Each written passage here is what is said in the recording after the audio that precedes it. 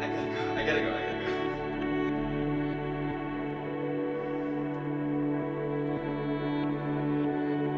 Please pick up. Please pick up. Please pick up.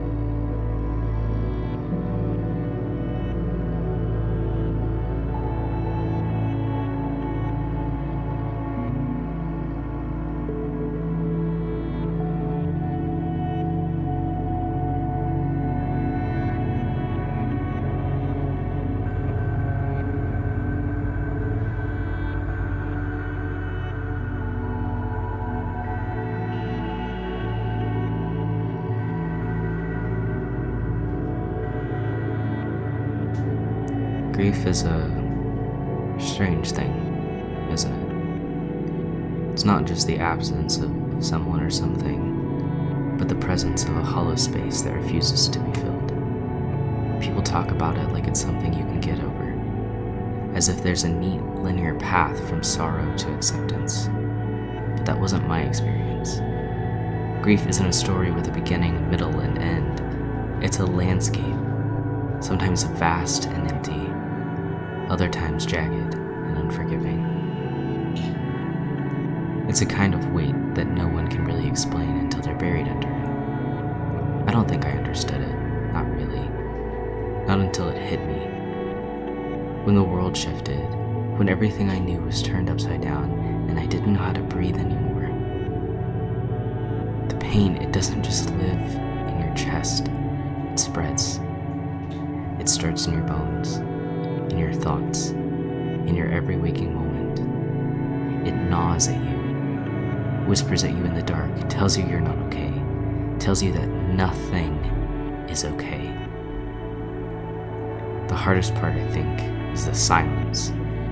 It's the moments when you're alone. You can almost hear the echo of a laugh, or the weight of a hand you'll never hold again. Or it's the smallest things you never noticed before, that hit you with a sudden force, like the smell of her perfume, the sound of her favorite song, the place where she used to always sit.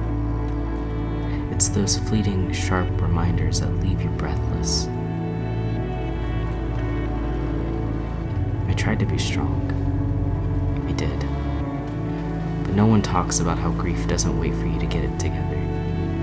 It doesn't care if you've got responsibilities, if you've got work, if you've got other people who need you to hold it together. It comes crashing in, and all the usual ways of getting through life don't work anymore. Grief pulls you in like a tide that you can't outrun.